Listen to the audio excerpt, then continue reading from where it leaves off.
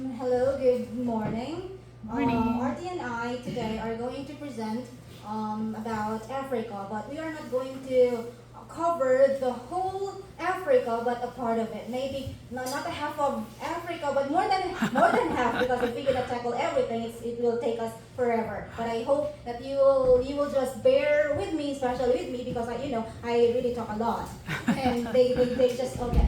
So anyway, Africa. Okay.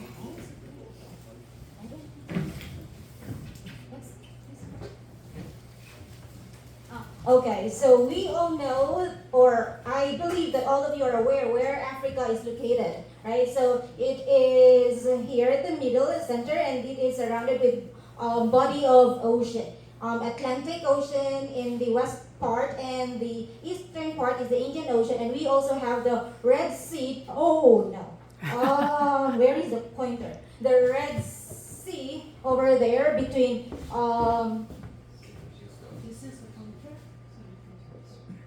yes, because I am also alright, but it's okay.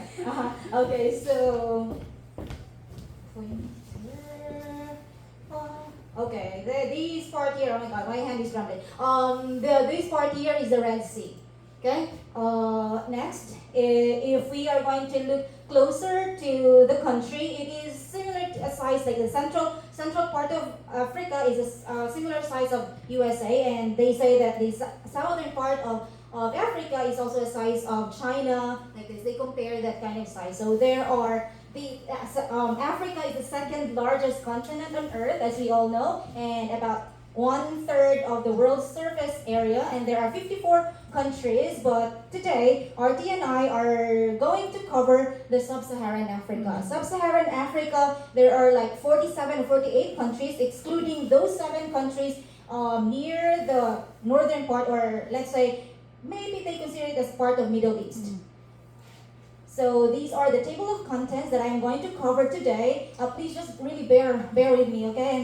And yes, okay. So identifying boundaries, physical geography, introducing the realm, kingdoms, empires, and the slave trade, colonialism, and from colonialism to independence. We already have a slight knowledge on this, but while Professor was discussing or introducing us to Africa a while ago. Okay, so Sub-Sahara Africa, we can. I forgot. The red button. Here. So Sub-Saharan Africa, we can distinguish this through this kind of border where we call the African Transition Zone or the Sahel. And above of this border, there is this very wide desert. So this place here divides the northern Africa and the southern Africa as what we call the sub-Saharan Africa. And there are really a lot of countries here, like 47 or 48 countries. So yes, so we here, this map here, this is the 4 division or 5 division of Africa. The northern part, the yellow one, where mostly a deserted place, desert, dry, arid area. And then this part here is the western Africa, where we are surrounded or near the Atlantic, and mostly, I don't know if I just mentioned this one, the slave trade really happens in this area because it's close to the other countries. And then Central Africa, the center, and then here is the Eastern Africa and the Southern Africa. And Madagascar too, a separate island of course. And next, Sub-Saharan Africa. So I am just going to share to you a very slight or shallow physical geography of what Sub-Saharan Africa looks like. So again, as what I have mentioned, it is the southern part or below the Sahel, or what is it, the transition zone, the line. And there is this biome chart where we can see a lot of climate. So we have the tundra where it is arid, it's really dry, it's rarely rain in this area. And then we have the taiga, maybe there are a lot of yes, it's cold in this area, and taiga has a lot of pine trees. Like you can see trees that are sharpened on the top like this. And we have the temperate zone where there are some grassland and desert and forest. rainforest, and the next one here we have savanna, where we can see a lot of Africa's is that the animals, the wild animals like lions or rhino. Rhinos. Yes, okay, and giraffes like this. So wild animals, and we also have the desert. Okay, so as we can see here, this is the climate of Africa, and most of these area here, yes, we have the dry, arid, and steep, hot, cold. They really have these kind of climate. So there are changes of when you move to a downwards, then you have a different climate, and more this part here is more on the rainforest, and I think this one is in Dorma, the Sudan part here, and this is more on the migration of a lot of people, so more on conflicts in this area here, and okay, desertification is what I have also mentioned, that this is also one problem why people are moving south, because there are more deforestation and the climate change too. It also affects that desertification. So in desertification in Sahel, it caused the Sahara to expand and has led to conflicts as northern farmers have migrated to south in search of fertile soil. So a while ago in our first session, Professor mentioned that these people are moving south and they are doing the pastoral. They have their animals, right? So in this case, that area, especially in Sudan, the people are like they are having conflicts, even though they are in the same color, like this, not let's say the white and the colored people like this. And we have here, I have given you or shown you this kind of slide to really know how the Africa really looks like. So bare areas, so of course that is the desert area, right? So it's bare, and then croplands, you can see there are yellow one and the green one, the forest and tree, and then the grassland, the orange and urban. And also here we can barely see the urban areas. It's really tiny in Africa. And the water of bodies of water too, the river and the lake. So we can really see how scarce water is. So, and I think natural resources can also lead to conflicts. And yes, we have how the categories, how they survive in their everyday life in Africa. They are more in agriculture like this. But you know, as what I have just mentioned, that most of their land is arid. They're not even plantable. They cannot even have their food, and scarcity. Natural resources, they compete. And Africa has also few mountain ranges, and these are the top mountain ranges that you can see in on this slide. And the major rivers, and it is also in this kind of thing, like the division, and as what we all know, that these kind of lines were created in the colonial period, where the Europeans just designated, okay, this one is the line, and like this. So the river could also be divided to other countries or shared to other countries, and maybe it will also cause conflict. And other major rivers in Africa, sub-Saharan Africa, and the lakes here too. Okay, and this time I'm going to introduce more on about sub-Saharan Africa. So sub-Saharan Africa is, give me a moment please, because I also made my script here, but I have a bad memory, so I will just read it and bear it.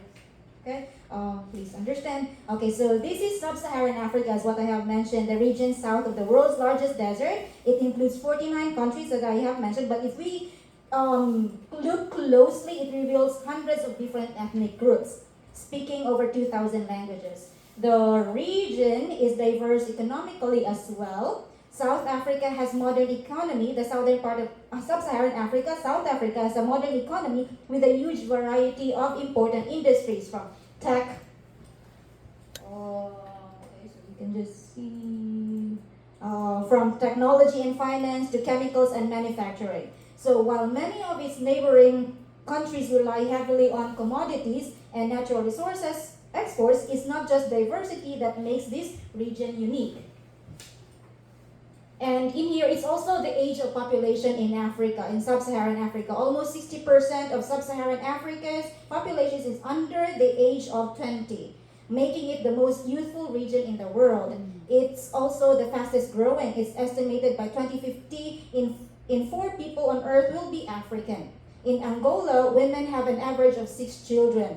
And in Niger, the average person is just over 15 years old. This young growing population is one of the sub-Saharan Africa's defining feature. So as we can also see here in the graph, if we compare the world population and just the sub-Saharan Africa, you can see really the difference of the population of the youth or the young children. Okay.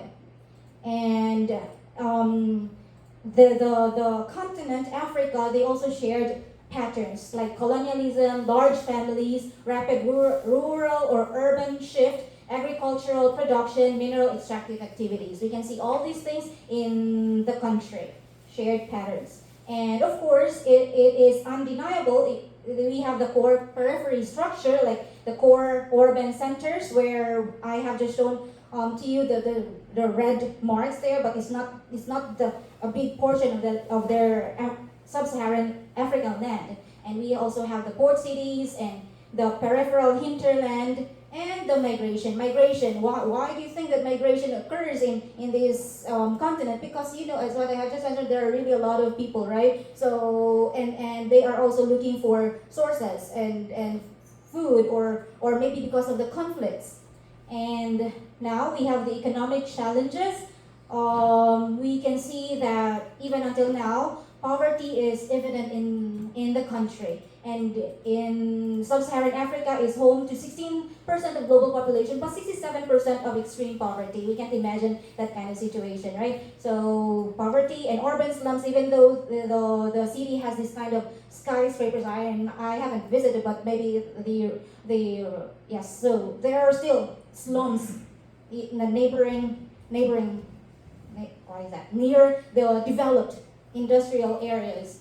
And political instability. This is really one thing that I have difficulty on, political instability. But while I was listening to the professor's discussion a while ago, I was saying that black and black do have the brutal conflict. They fight. They even hurt each other, killing each other. But when they are going to, they try to force other groups like the white minority, they just solve it in a peaceful way. Dialogue. They don't want to maybe have a fight with I don't know why. Maybe they are afraid. They think that this white minority is stronger than them. So in that case, I don't have an answer. So political instability. Even until now, we have these leadership changes, and when the coup d'etat or military takeovers and authoritarian rule. And while I was researching, I also found this one here that most of the area is authoritarian. And bitter civil wars, yes, I have just mentioned about that, and discrimination, the rural immigrants, like they move to the other areas, so there is this kind of discrimination. This is our land, you cannot have your priority. We are the one being given the privilege more than you, so you are just a stranger, but even though they are just the same color, like this. And cultural diversity, there are a lot of ethnic groups, and over 2,000 languages, and of course religious affiliations, Christianity, Islam, and tribal. So the division of this religion here can be seen in this picture. And legal protections grow for women, but not LGBTQ groups. It's also a little bit more complicated to discuss, but we have here, so I hope you could just understand when you look at the slide. And then the education, of course, education is the most important thing, right? We also think that through education, we can reach peaceful conversation or even solve conflicts. So sub-Saharan Africa is yes, the lowest rate of education, and this is one thing that I would say we need to tackle more. And of course, sub-Saharan Africa, they have the growing global fashion, and the famous one, the Africa, especially the South African team, the Rugby Dynasty.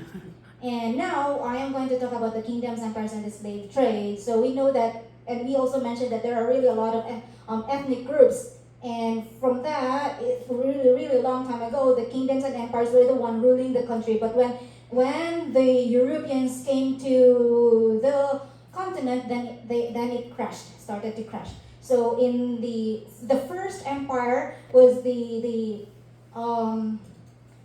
one, the kingdom of Axum. So it is in the 1st to 16th century, and in the present day, it calls the Ethiopia or Interia, that area over here, the near the Red Sea, and it is one of the greatest empires of its time, comparable to Roman, Persian, and Chinese empires. And it is located in the Horn of Africa. Here, this one is the Horn of Africa, and it is really the way to access trade routes in the Red Sea, Mediterranean Sea, and Indian Ocean. And the port is the city of Adulis, and they do the trade routes or deliver their products in this kind of countries like Egypt, Middle East, India, and so on.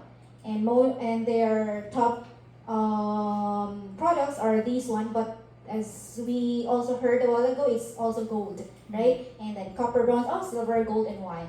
And they have this imposition. They obtain their wealth through the imposition of stiff tariffs on their goods passing through Adulis. And we can see their wealth through the stunning architecture, monuments, and their art. And we also have the kingdoms or the empires of the West Africa. We have the kingdoms was based by the trade of salt and gold, and then slave coast due to the high number of people sold in European slave trade and transported to Americas. So the Ghana Empire, which is located in this area, like I don't know, is that a dog head or something like that, where it is located in the western part. And we also have the Mali Empire and the Songhai Empire. And lastly, the Ashanti Empire. But I would just say that these three, Mali Empire, Ghana Empire, and Songhai Empire, are really the most influential at that period. And the colonization of Africa. Trade, of course, was visible in the part of colonization of Africa. Europeans and Northern Africans had been trading since before written history. So Europeans traded salt and gold, as what I have mentioned, clothing, copper, and crops. Even before Europeans, Africans had commonly used other Africans as slaves. But the enslaved usually won their freedom after a few years. Why? Because they have this kind of marriage system. So when they get married, they just free from slavery, like and other instances too. I didn't really dig deeply because I have a lot of things in mind, like where. Okay, so next one we have the colonial domination by 1990s.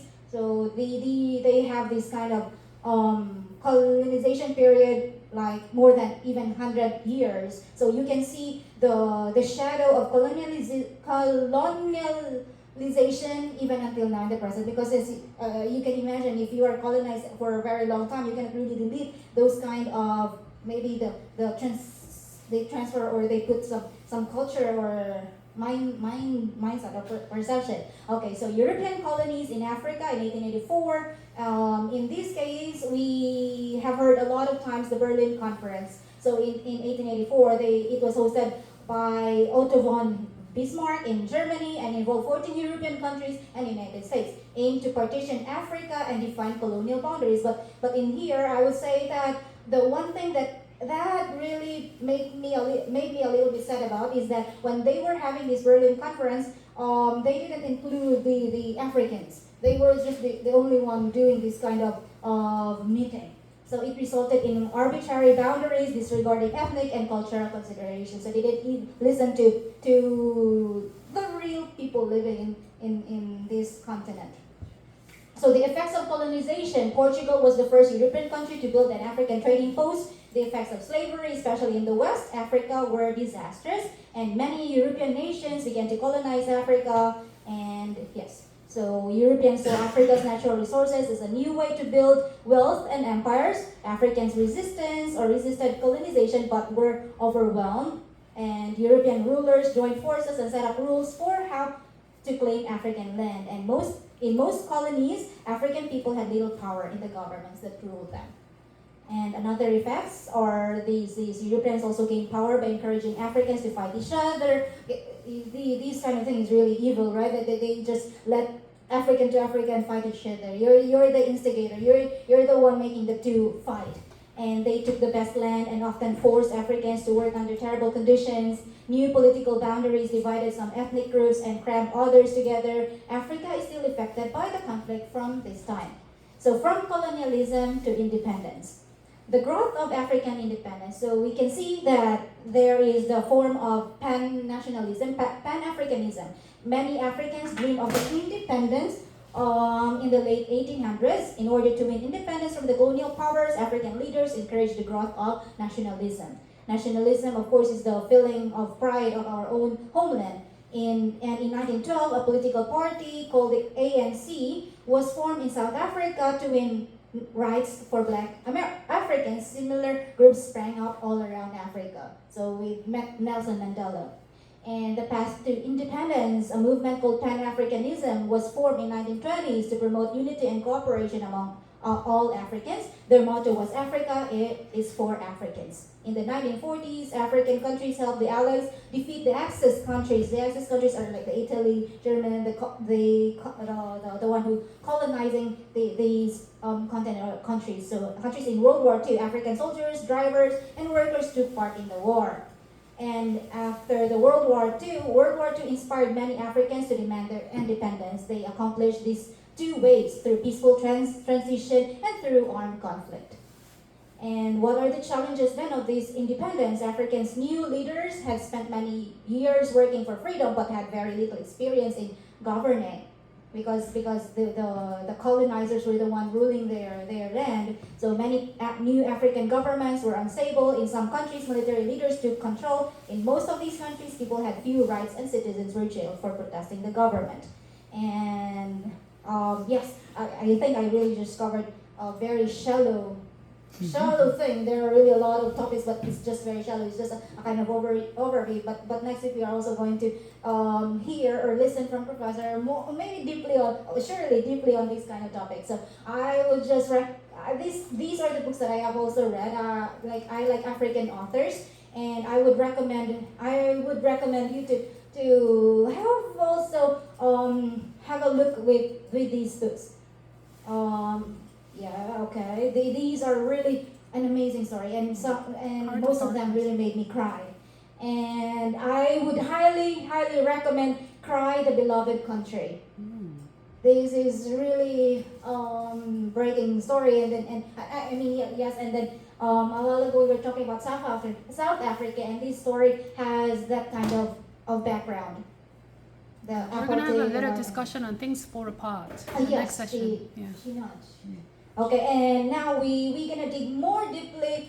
Let's say an overview of other topics that we can talk about related to sub-Saharan Africa, and I'm going to give the stage to my partner Artie.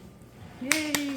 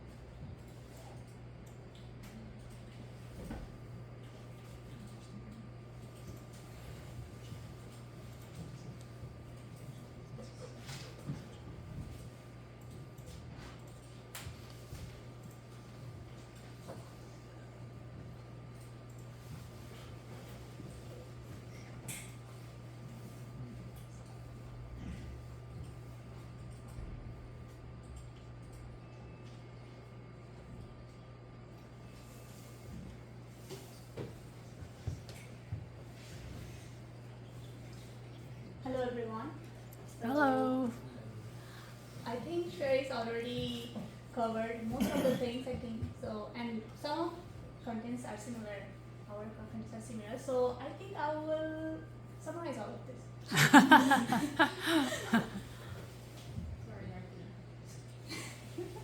It's for your practice as well, so Yes. you can talk as much as you And want. not everything, just some of this. So my part is about human geography of sub-Saharan Africa, and this is my content like economic geography, incomes, urbanization, and family size, languages, religion, ethnic divisions, and civil war, HIV and AIDS, and tourism. So the sub-Saharan Africa's economic geography is characterized by vast natural resources, resource wealth, and diverse range of regional economics. So that this region is a global leader in a production and export of minerals such as gold, platinum, chromium, maybe backstreet, something, magnesium, copper, cobalt, and diamonds. And so countries like South Africa, Ghana, Guinea, and are particularly notable. South Africa dominates in platinum and manganese. And Guinea in backstreet, or whatever it is, and the Democratic Republic of Congo in cobalt and coltan. So these are increasingly vital for the energy transition. But despite this abundance, translating resource wealth into broad economic development has been uneven, often hampered by governance issues and market volatility. So their occupation, we are talking about the major occupation in sub-Saharan Africa are primarily in agriculture, and their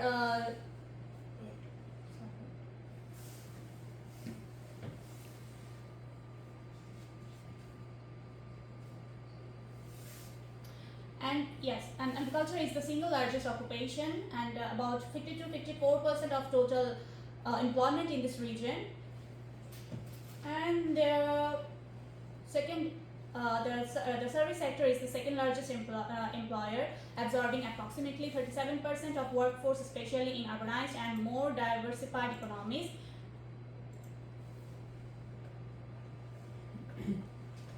Industry, which includes manufacturing, mining, and construction, employs about 12% of workers, reflecting the region's relatively low level of industrialization. So there is a two sector. One is informal sector, other one is formal sector. So let's talk about the informal sector. So informal sector is economic activity that is not regulated, controlled, or taxed by the government.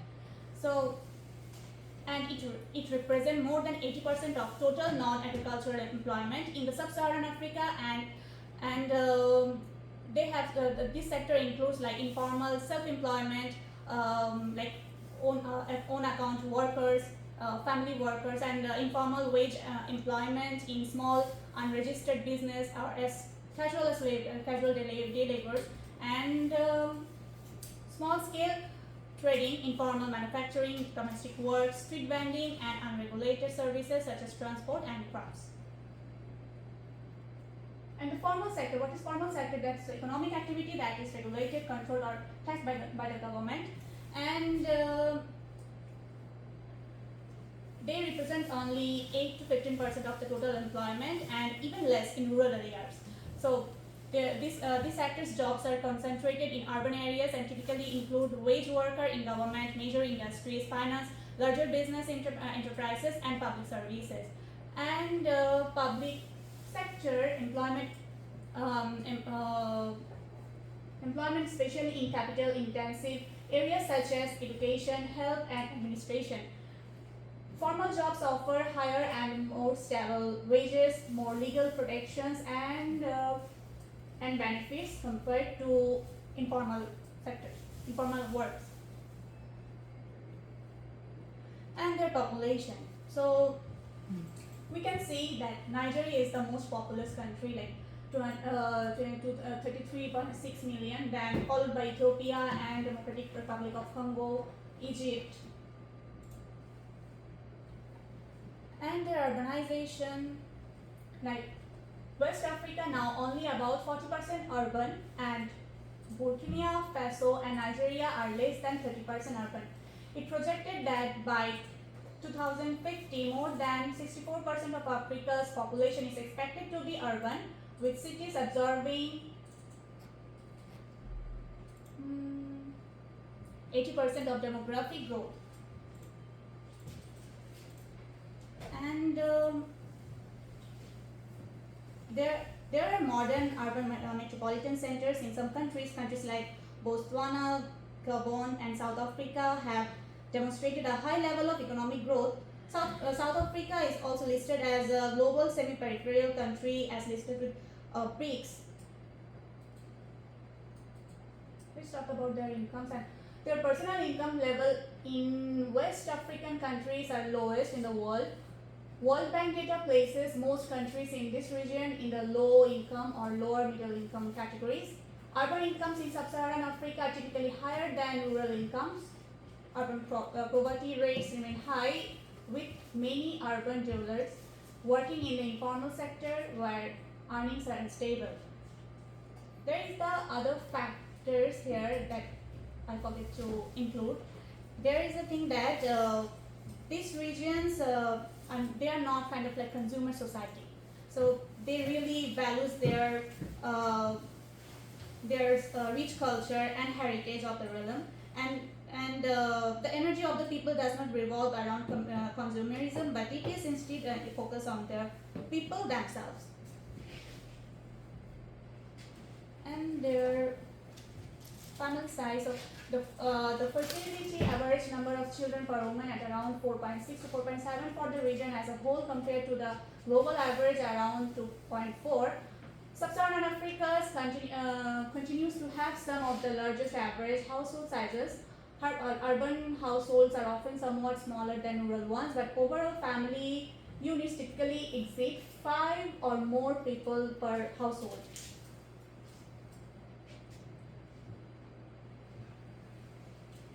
Yes, language is my favorite part. So when I studied about the language, the African languages, so I really shocked. There's a lot of languages, and there you can see more than 2,000 separate and distinct languages are spoken in all of Africa. More than 500 separate languages are spoken in Nigeria alone, and then among the vast majority of the languages, the six dominant languages are Hausa, Yoruba, Igbo, Swahili, Lingala, and Zulu. Mauritania is the only country whose official language is Arabic, and English is the most widely spoken official language used in government and education across 27 countries, including Nigeria, South Africa, Ghana, and Kenya. French is also prevalent, especially in the West and Central Africa, with over 120 million speakers. And their religion. So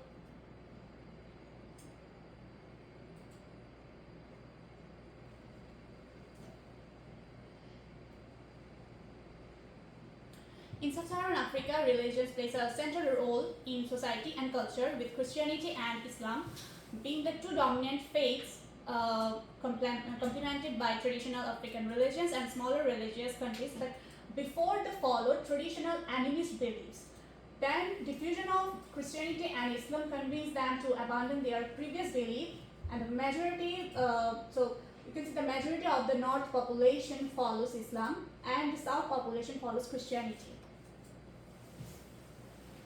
So there is a multiple civil wars happened in this region, but I will talk about specifically about the genocide in Rwanda.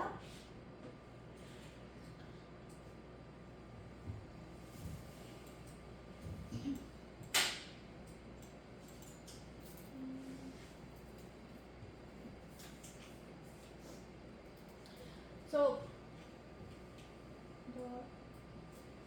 in the Rwanda genocide case, that in the late 1950s and early 1960s, as Rwanda and Burundi moves towards independence, Hutu uprisings overthrew Tutsi dominance, leading to the exile of many Tutsi who fled to neighboring countries.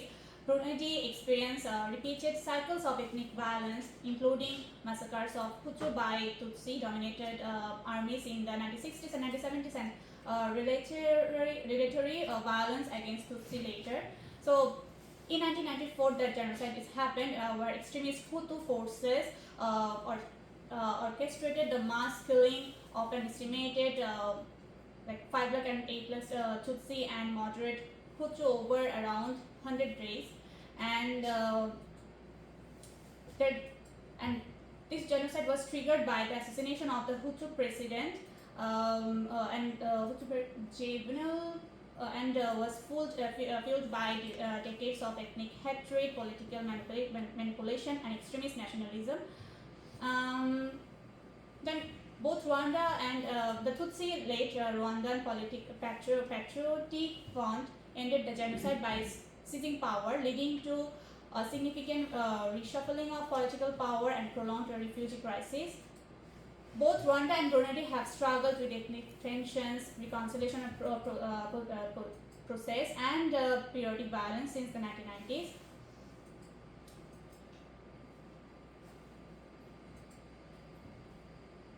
Let's talk about the HIV and AIDS.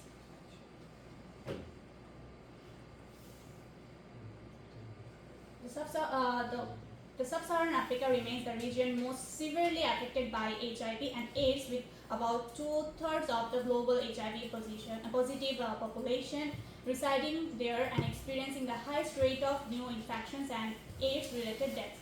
Like approximately 67% of people living with HIV globally in 2021, with 670,000, and of 1.5 million new infections related deaths in that year. 10 countries, notably South Africa, Nigeria, Mozambique, and Uganda, Tanzania, Zambia, Zimbabwe, and Kenya, Malawi, and Ethiopia.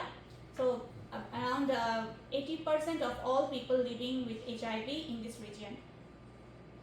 Prevalence amongst adults ages 15 to 49 varies widely by country and even within districts, from under 1% in some areas to over 20% in the highest burden countries like Botswana and South Africa.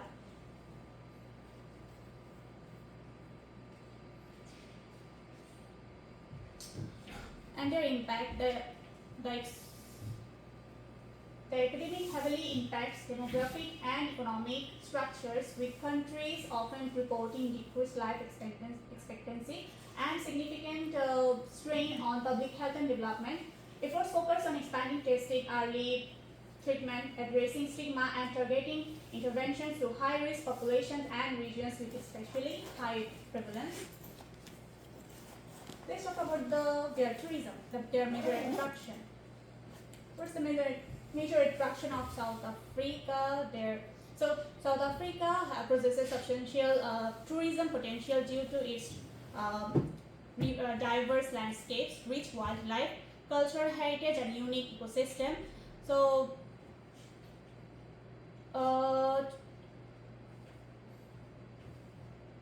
this region is home to iconic wildlife experience, including safaris in Tanzania's Serengeti and Kenya's Masai Mara, then gorilla trekking in Rwanda and Uganda, spectacular Victoria Falls on the Zambia and Zimbabwe border.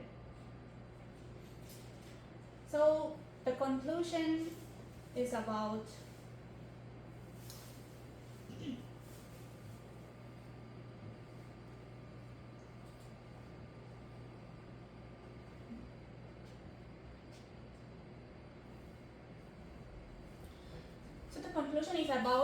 the sub-Saharan Africa's future depends on addressing the underlying social-political causes of conflict, translating its abundant human and natural resources into inequitable development, and fostering social and economic integration within and between its diverse communities.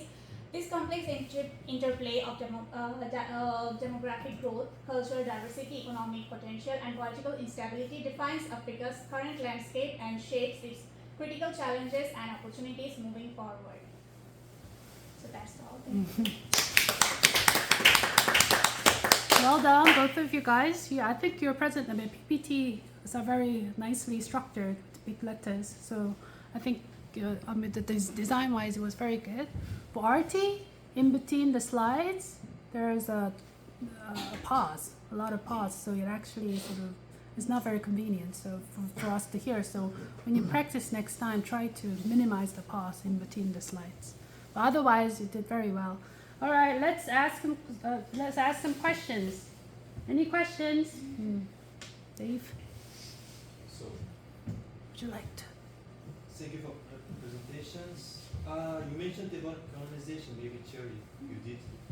And my question is, what do you think the former global powers like France, Britain, and Portugal were colonized sub-Saharan countries should pay reparations for long-term effects of colonizations?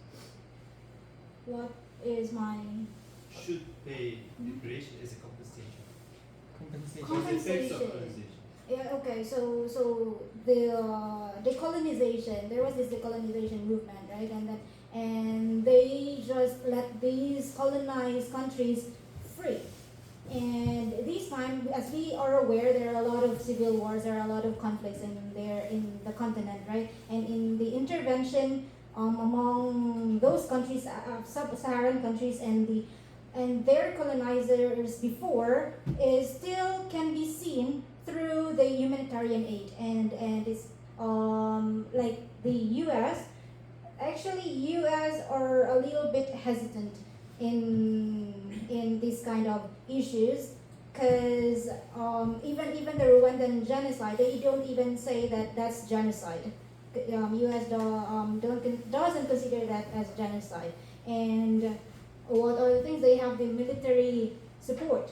The other countries, the colonizers, still provide military support, and we also know that they still have these kind of peacekeeping areas, like they have these protect civilians or minorities or weak people. So I think that is what I can say. Yes. But I think that is not enough, right? You counted about the humanitarian Yes. aid, UN intervention about the genocide, one genocide. But as everyone knows that they were the main actors, what happened there, and economic instability. Even at the Rwanda genocide, the UN just pushed. It was late, just aid to them. But in 4 days, there was so many victims. Yes, and I would say that because of them, there are a lot of conflicts. And since they are the one bridging one ethnic groups and another ethnic groups to fight, that I don't know if that is really their purpose or that is really what they want. The one ethnic group and the other ethnic group, they have this conflict or killing each other, but they just don't want, they just wash their hands after that. This is a very important issue. So a lot of people blame that the African countries are lagging behind the economic development because of the colonial legacy. But then if you think about it, they can actually use it as an excuse, because we have a lot of other countries which have experienced the colonialism, but are advancing very fast, like South Korea. So how would you actually make a comparison? So India, India is not a good case, but Singapore used to be Malaysia, and Malaysia used to be a colony as well. So, how would you actually describe, how would you actually explain what was the main cause of their lagging development? Is that the colonialism or any other factors? So that's one thing that we're going to discuss in the next class, because I think it's very important for you guys to be aware of the issue. Yes, and I would also add the idea our professor recommended us before to read, the kicking away the ladder. Like they are trying to help. That's a very good thing. They are really trying to help, but then when they are already developing, and they just leave like this. So they kick away the ladder. Any other question? I have a question. All right. Yeah. So both of you talked about the development, like underdevelopment of like whole Africa, right? So, like as a compensation, maybe like the developed countries are paying like the ODA. They are giving ODA, the official development assistance, to their former colonized like lands, right? The countries. So, my question is a little bit related to our measure. So. The question is, why can't we see the results of the ODA, the development assistance, in the countries, like the regions?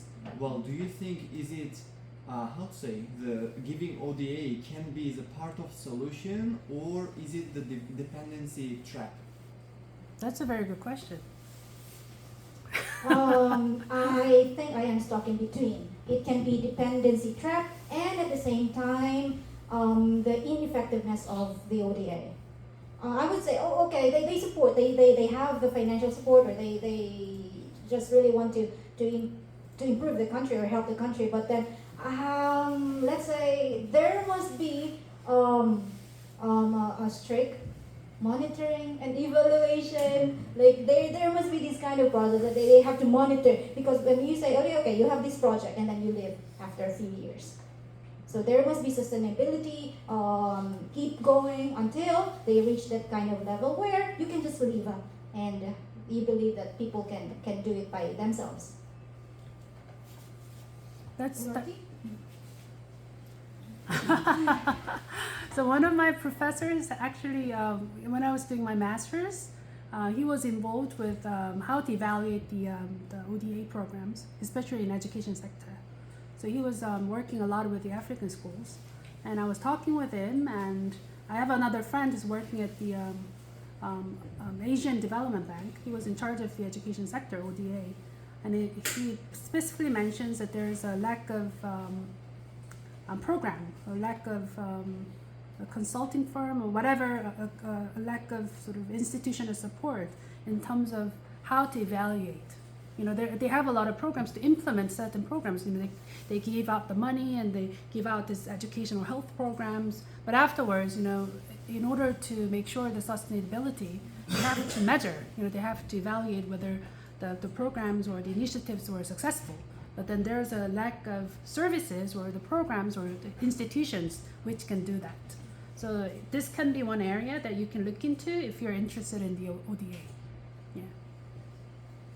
Any other question? All right, Arafat. Question for no, sorry, Cherries. Both of you guys. No, only for Cherries. So, Cherry, in your last PPT slide, you mentioned about the challenges of independence in African countries. So their military control is happening. So I have a question that why international organizations are failing to take the military control and to stop the violence in African countries. Like, for example, recent mass killing in Sudan, like almost 2,000 people got killed, and also the Darfur case, that civil war is happening for a long time. So why they are failing to stop this? Actually, I also expected this question. So I was a little bit researching slightly, a little bit of that, and I would say that the role of the international community, like the UN, is what I have just mentioned. Like they have the small intervention on the UN peacekeeping force, and their mission mandate, they just command that it's just limited. Their command is limited, and they only focus on monitoring on ceasefire, and rather than stopping the mass killings. That's the UN intervention in the country. And when genocide started, Rwandan genocide started, the UN reduced troops and the troop numbers. Instead of 1,000, but they just had like hundreds of troops. And the mass killings were largely ignored. I don't know the reason behind it, but they just did it that way. And even the Belgium, one of the colonizers in the previous in those colonialism period, sent troops but quickly withdraw. And after 10 soldiers died. And the U.S. I also mentioned when I was presenting that U.S. was hesitant. They were reluctant to intervene, especially because before 1994 Rwandan genocide, there was this event, the Somalia, 1993, and there were the Black Hawk down. There were soldiers died in that incident. So that could be one reason why the U.S. Backed down, and there were limited humanitarian aid. It's very sad, but my guess is the powerful countries are not very concerned about the lives of the people. I have a following question. All right, okay. Imagine that you are a head of international organization for cooperation. So, Cooperation. okay, so now what actions would you take to solve these issues? Oh, Okay. that's a very audacious question. So in my case, I would follow the footsteps of Nelson Mandela. Oh. I will follow the But footsteps of eventually you Nelson. also failed. Then nowadays also the violence is happening. But So I he am, also eventually failed. So would you follow a failure? a failure is the beginning of learning a lesson, right? So But if South you- Africa is a good case. It's one of the few cases which has a degree of success. So I know that I am not strong enough to hold a gun or I have even given fight, you the but power that you are the head of international organization Head. for cooperation. tiny but mighty. Oh, tiny but mighty. Of course, first step would be a peaceful dialogue. And I cannot really work it alone, right? So I will just ask other people who have a lot of followers on Instagram or TikTok because we are in the modern era. So I think that can also influence to persuade them not to cooperate and have The new mayor of New York. Like he A mayor of New York. New York. New York. New York. The new mayor in New York. New mayor. The Banani. Hearty help. Oh, headache. Sorry. Hearty. It's a really tough question. So we are not in this situation, right? So we can't think about this. So that's my answer. So we can't. So we are still in the. So we there are will be doing our bachelor's. no So- peace, only violence in Africa. Sorry. So there will be no peace in future. There can be peace, There can be peace. but the use of social media is the very good one. We can think about how to use social we media. can spread positivity. Like they have lots of ethnic words, right? Ethnicity, diversity. Because of their ethnicity, diversity, lots of conflicts is going, right? That's the main problem there. So I think the positivity, like using social media, we can spread positivity. Like between this, like different ethnical culture, they have culture or other norms. So we can. So I believe that if even though they have difference between that like ethnical cultures, there has some kind of like similarities they shares, right? So we can use that similarities as as this positivity and spread the good things by using social media or TikToks. So I think we can start by doing this. Yeah, and then Africa is a very young country, and most of the population is very young. So use of social media. All right. Okay, Jyoti, I have a question for you. Yeah, you said that using of social media and online platforms that inspire their culture to other people and see what it.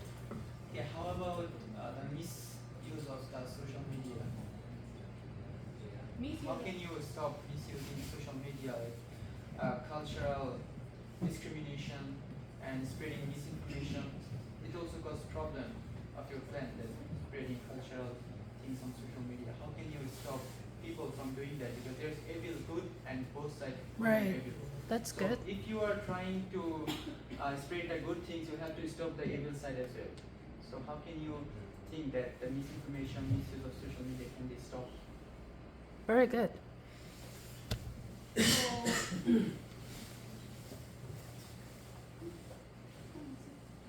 Because there is a lot of misinformation in SNS as well. Yes.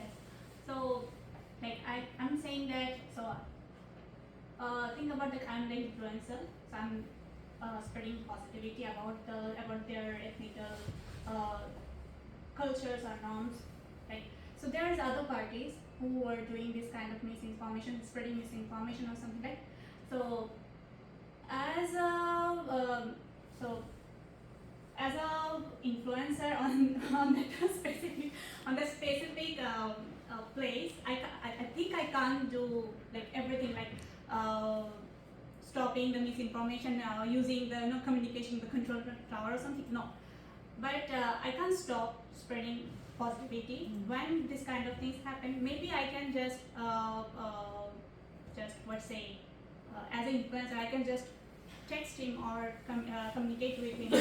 Please don't do this or stop this. They are doing this, spreading this misinformation. Look, they have lots of similarities also. They have good things also. I can just request. So, as an influencer, I can do this kind of thing. That's good. I will just add a little bit of that.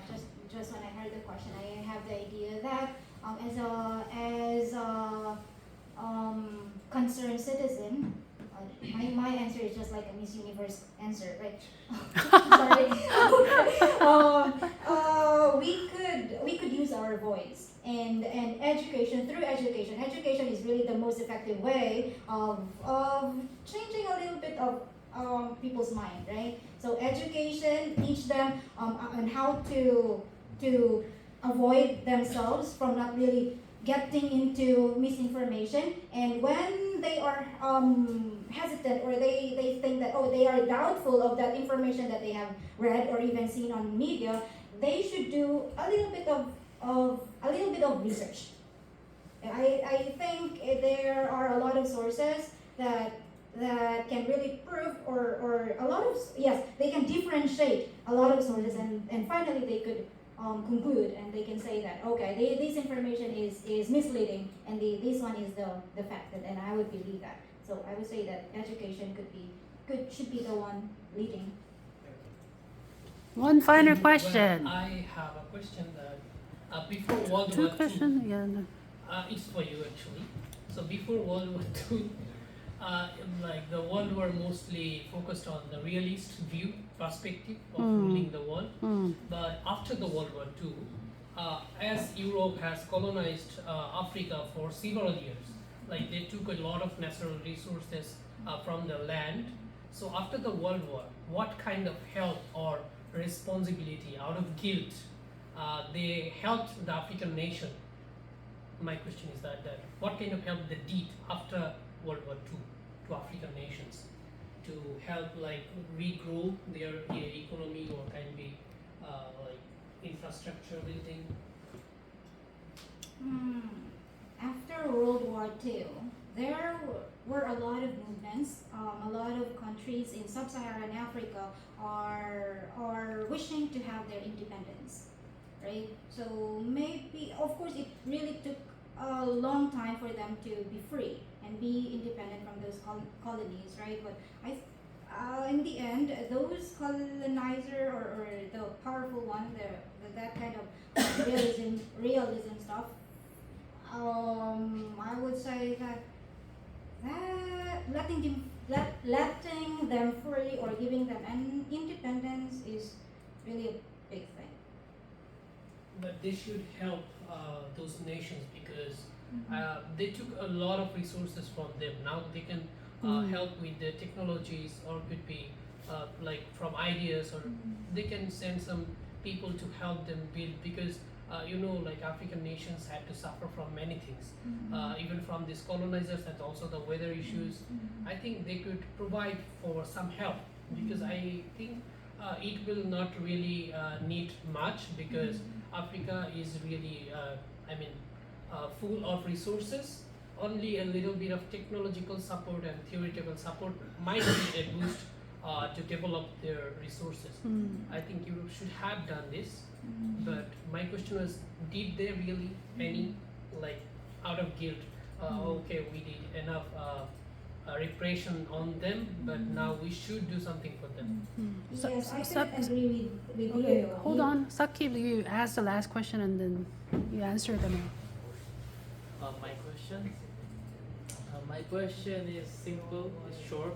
It is that why United Nations has to intervene to solve any conflict in that area? Why African Union doesn't have any strong grip to manage the natural resources and solving the warlords conflicts?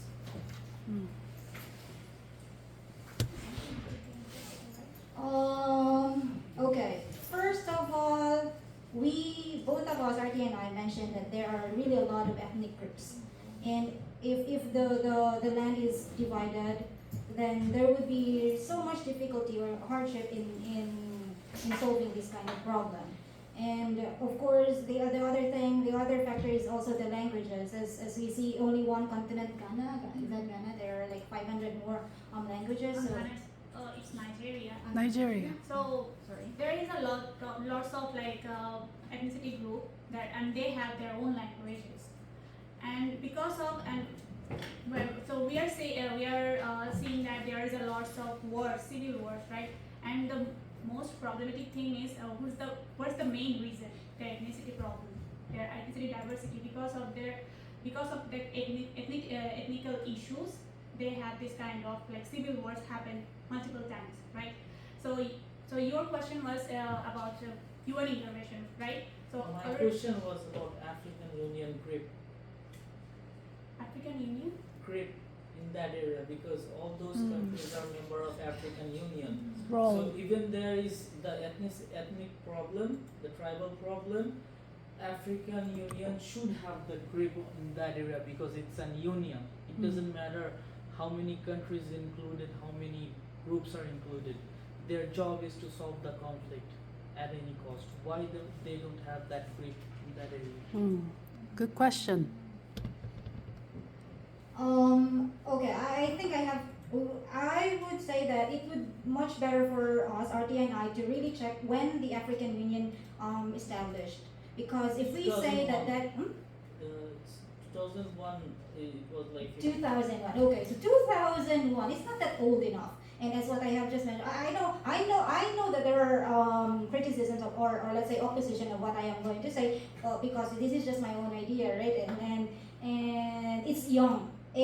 African Union is young, and I have also mentioned that since they were colonized for more than 100 years, and these colonizers were of course the one ruling and having the government system and the policies like this. So I think these African Union, these countries do have a very weak system, or let's say they cannot really have that kind of so much power. So I think the thing is they have to make their union stronger, and it will take time. That is just what I can say. Great. Okay, so we've exceeded our allocated time. Very well done. Nice discussion. All right.